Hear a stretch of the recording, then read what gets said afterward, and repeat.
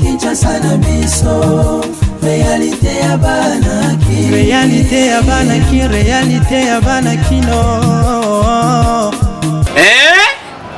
Buyukite, bukuyoka kaka. Kinshasa na biso, kin eleki partout. KNB, Kinshasa na biso, kin eleki partout. Kinshasa eleki partout. Mikolo nezabino, pardon. Jima sala yolo raté. Ya on a bien yo. Jima mukende. Oumela. KNB, kin eleki partout. Rien à dire, toi on a terre envié, parce que kin eleki partout et l'osako liboso ambongo mosanto azate Céline Don Kardasha isongolo bizubai bana kin ke bana jago zape so kuta nango KNB Telema qui chasse eleki partout Jimmy Mukendi Oumela KNB ko zape te so kuta nango check ovandi.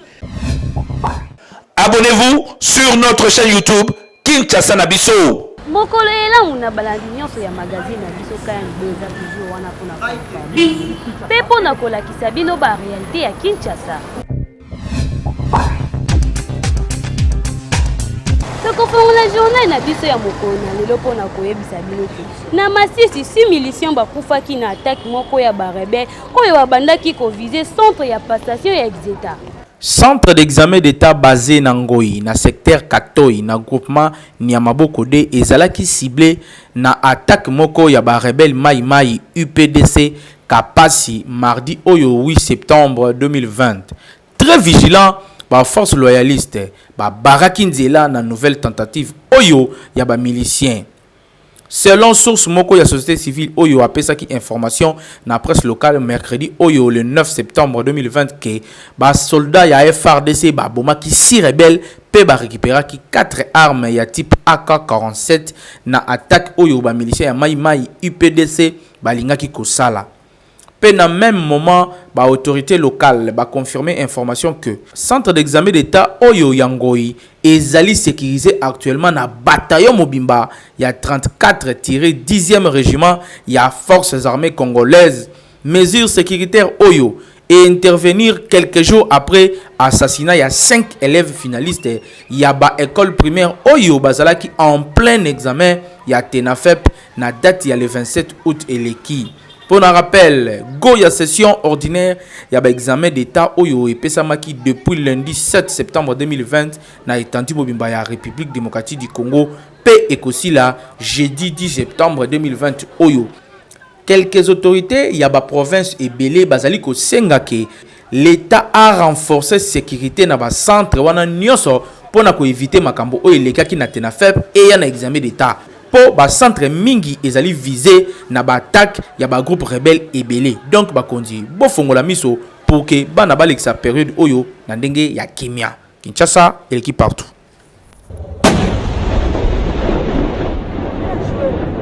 Président de la République Félix Antoine Tshisekedi Tshilombo yamaki ba représentant ya ba entreprise minière lobby mardi 8 septembre. Pour un reportage ya Nathan Siata.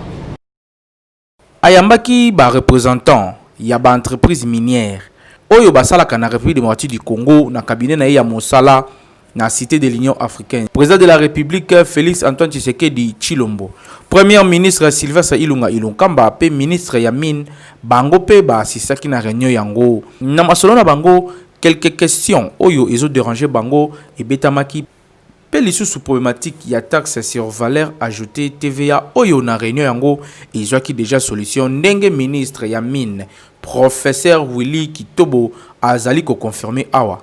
Il était question d'échanger avec les miniers sur des questions qui semblent être comme des questions qui fâchent un peu les miniers ces derniers temps. Il y a la première question, c'est la question de la TVA. Qui devait être, enfin on a discuté si ça devait être perçu tel que ça se perçoit actuellement avec des remboursements qui doivent se faire après ou bien il faut trouver un autre mécanisme. Il y a la question de la TVA qui était déjà collectée des années antérieures et voir dans quel sens on peut voir des mécanismes de remboursement.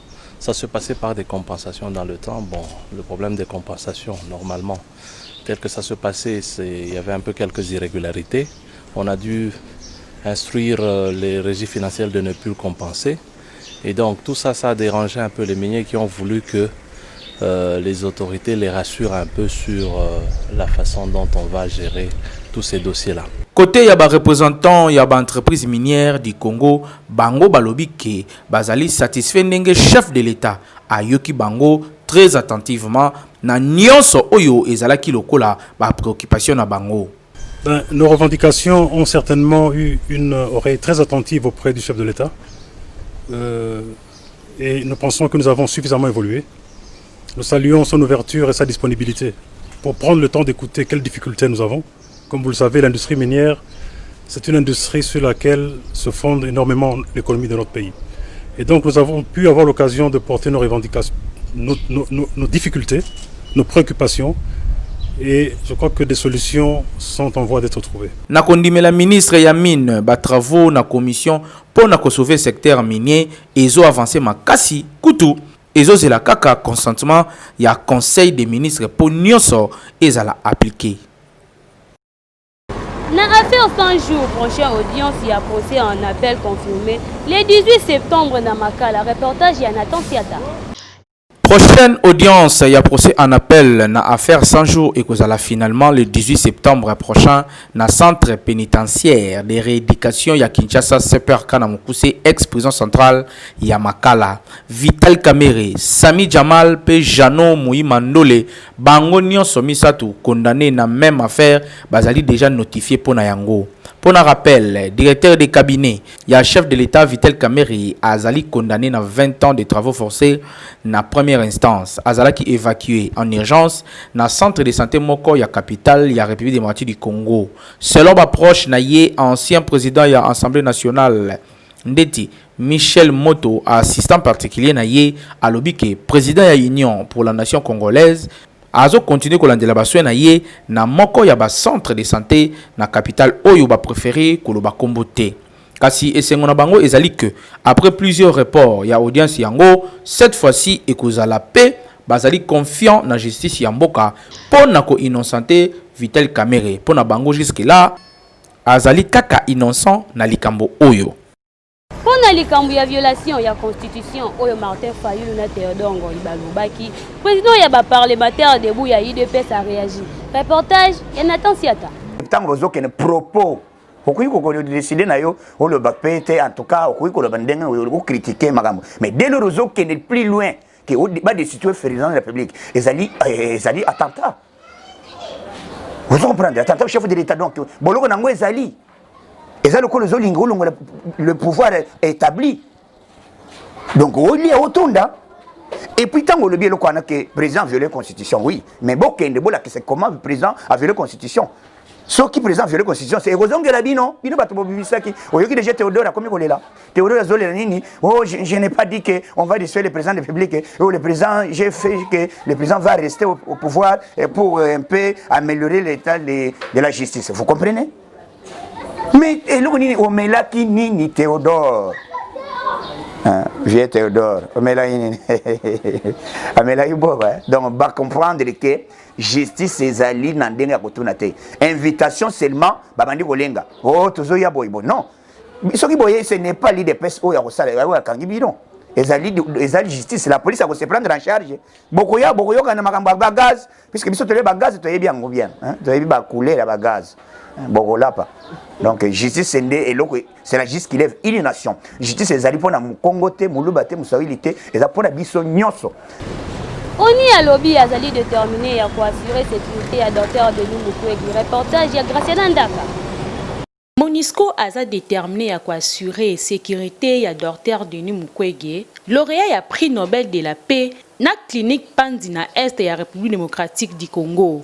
Ba affirma qui en mardi 8 septembre 2020, bien que nombre ya ba cas ya COVID-19 parmi ba soldats ya paix et qui un parti moko opérationnel. Biso tozo continuer ko sala ensemble na Dr Denis Mukwege.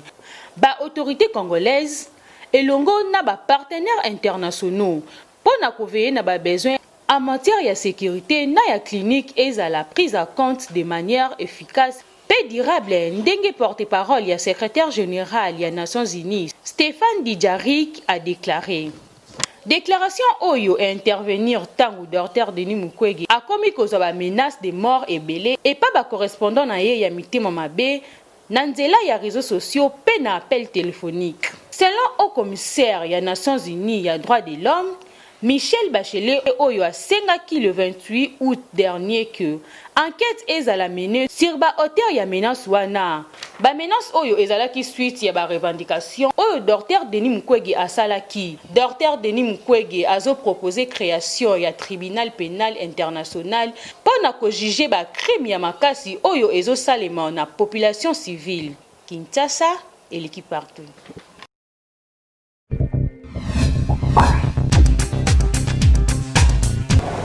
Coaching na lingala eza programme ya sika eza kosalisa bino mpona masolo na bino ya business pe mpona développement personnel na bino mpona kolanda yango bosabone gratuitement na chaîne YouTube Jimmy Mukendi le coach.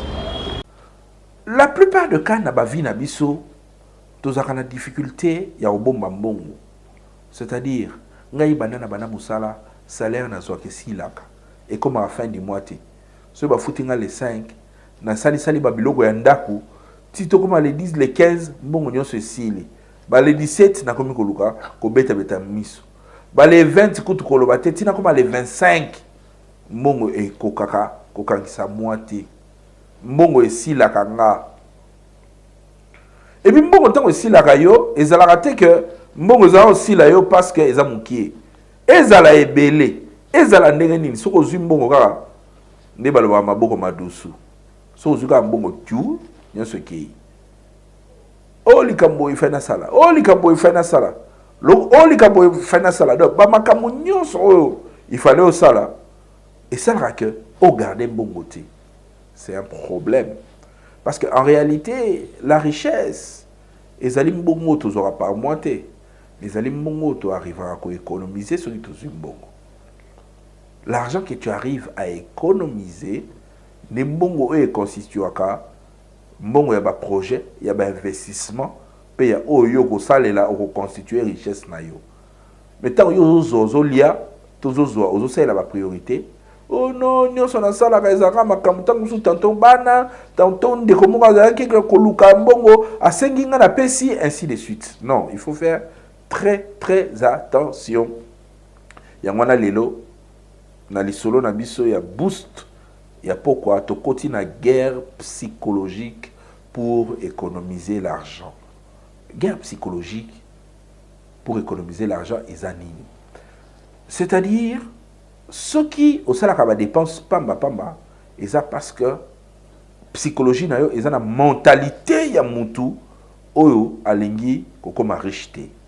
Psychologie na yo eza na mentalité ya mutu oyo alingi kosala ba grande chose te. Oh, ba grande chose nyonso ele capable ba sacrifice. Ba grande chose nyonso même Jésus-Christ tango yaka na se awa esengela ki ba boma makila ni tanga ba tchaye sur la croix.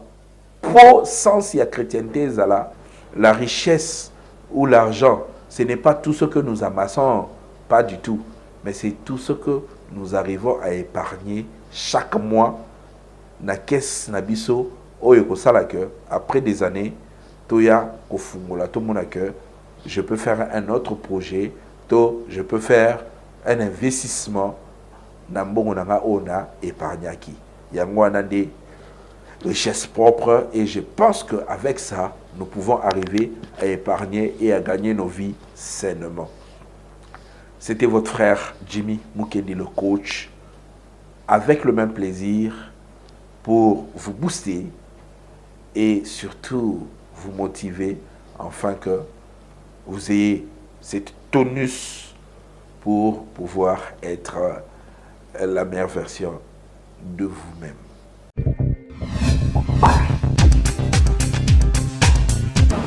Bakino a déploré le comportement oyo ba jeune fille ebele ba koma nango atiki ndaku na bango salité pour ekende kotambola. Reportage Hervé Zaka. Constat oyo tosali na Kinshasa bana basi mingi ba koma na ba comportement oyo. okomona ye atiki ndako na bango salite kasi ake na ye kotambola. Comportement oyo ederangeaki population mingi barépondaki na micro ya Hervé Zaka. Comment moi sur Rosala otiki ndako na yo salite yo na libanda ba mona propre mais na ndako salite ça normalité. Yango pe eza lelo ndire comme il aura un phénomène mobo na jeune fille lelo. Au monde a olinga préféré libanda za la soin mais na kati ndako salite. Eza pena bien té. Eza na sepe na genre ba émission boye. Ba émission boye ne faut za la rapport interpeller ba film sous.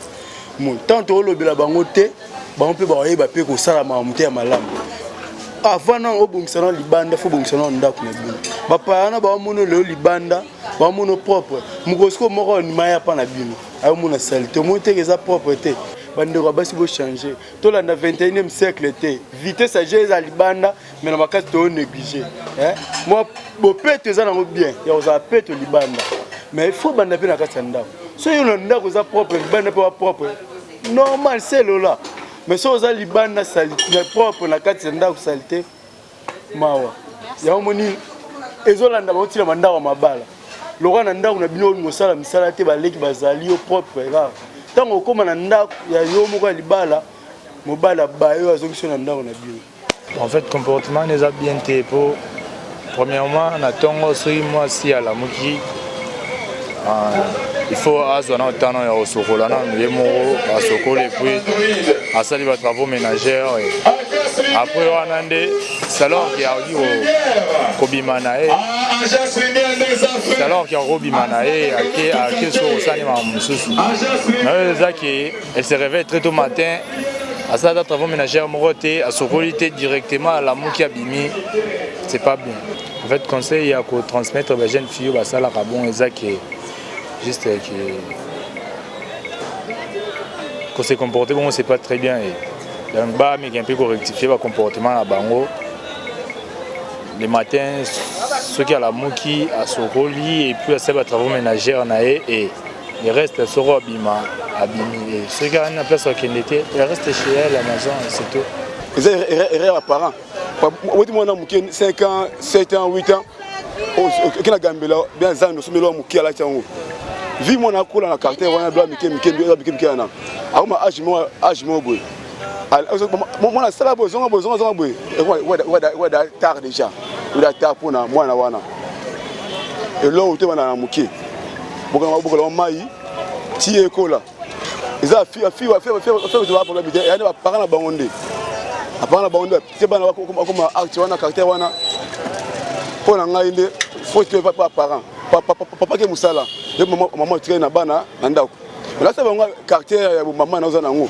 ya mo lelo afi belo balate pa ni suta caractère na bango et uti pa maman bango bana wo amaki aussi mona bo o maki na ngai vu que moi na ko bongo titi bango comme si le autre comme Mbappé bandro de Mbappé so ya nini ojana yango pe comme lelo les affaires ti ba bana ba c'était affaire sur source na bango de maman bango otiki ndako na salité na nzoto na pe eza toujours sale c'est pas normal ça na nzoto na eza salité parce que ceux qui otiki ndako salité na yo moko sokolité ceux qui obandi na nzoto na sokoli après sokoli ndako utambo c'est comme ça babo ekoza eza normal te po j'ai le fait au mon soin au mon propre kitoka tie pe ba basile atie manzaka azoyunga après mbali pas zu azomona kwa mwasi a mwasi te.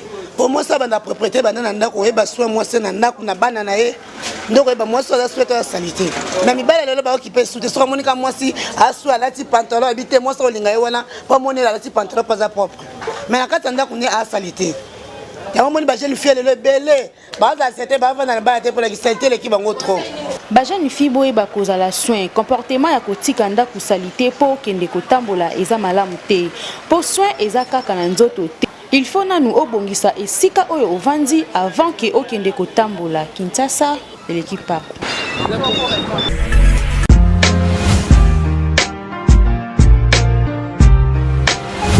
Entreprises, institutions publiques et privées, ONG, partis politiques, commerçants, sachez que la communication constitue le socle de l'émergence de vos activités, produits, services et marques. La communication ne s'improvise pas, mais les méthodes et les stratégies de la communication s'apprennent. La mouture ASBL organise la session de formation spécialisée en communication des organisations en 2 mois. Premier niveau, communication 360 degrés, les relations publiques et relations presse. Deuxième niveau, marketing marchand, marketing politique, conception publicitaire et gestion d'agence conseil en communication.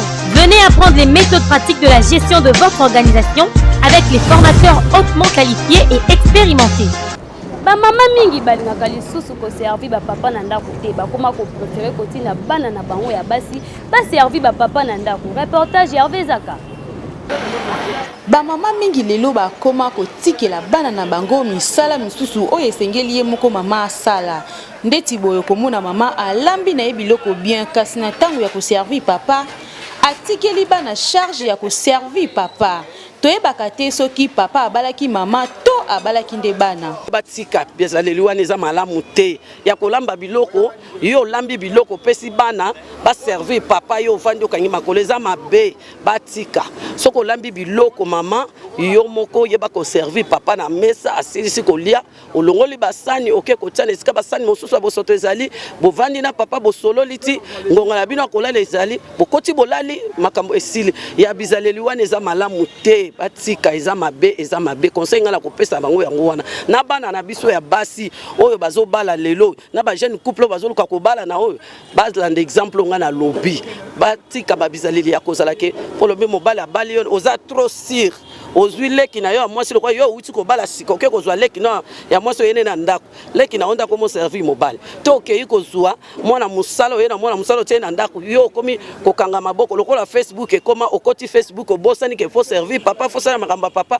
e komi mwana musala bon mwana musala wana mukole kozala papa moni makamba malama pa mwana musala ake kokwea na mwana musala yo kolobani okolobani na mwana musala ko pese foti ya yo nde mama mwasi okabili bala na yo moko conseil na kopesa bango yango ezala ngai moko soki pe na salela kango na sala nini natika fo nazo exemple malamu eza normal te za raté mwasi faut servir mbal na po ndenge za rasero logique mwasi olambilo faut servir papa na mesa mwana za na droite à servir papa conseil na opesa ba mama yango yo kako Maman na zula mobile na ekisi eza kiste eza bolingo malteza mabe ba maman ba mo profiter mingi ba église ba mo kende mingi ba église ba mo mi pesa na bango mingi na ba pasteur ke mobile ne ndako ebika dibala pasteur ko pesa so ekufi a redonner dibala mususu oyo lo ba ngwana we mususu lo pesa te kasi batana bango na ba église c'est comment profiter na église na nzela église akene église nso ale kisinzela tikeli mona ala kisika papa mona sani ya papa place ezala mona pas lui sani papa le quoi papa utaki musala utako lukele mbongo kolia amwida balamba ki yango ateli mama siko akene banzane mususu papa aibite po papa kenda luka mbongo ezala kana ngope po bana pe baaka bana ya papa alambi na epe bana pe bagosala na ngo pas mal yana ngo mabete pona ngai take papa na pe na bana ndako yana ngo mabete bon eza raison te église pe mabete bon moi na pas capable de servir papa na nga mwana ngai pe na ye na uti musana vandi mwana elinga pe biloko na mesi na pe mais maman ba pasana na mona na ngo pe mabete na trouva ngo bon ba mama boye ba kwa assumer ba responsabilité ya mabala na bino eza nango mabete mwana pe akoki ko servir papa na yeso ki ozate kasi eza normalité yo mama oza sur place otikela mwana a servir papa na ye donc ba mama boye ba ko batela mabala na bino potang bozo sala bongo papa moya loba na yo ezali te soki lobi abimi libanda eke mwasi ya libanda azu servir ye na ndenge esengeli okoya ko perdre libala na yo na biloko ya mikie Kinshasa et l'équipe partout. Abonnez-vous sur notre chaîne YouTube Kinshasa na biso.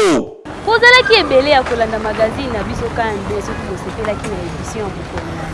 Tika topesa merci l'équipe rédactionnelle na biso mobimba.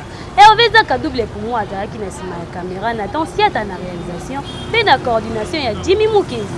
Kaka ndenge tomesa kolwa botikala toujours scotché branché na chaîne YouTube Kinshasa na biso.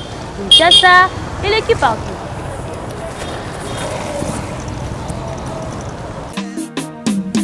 Magazine, magazine,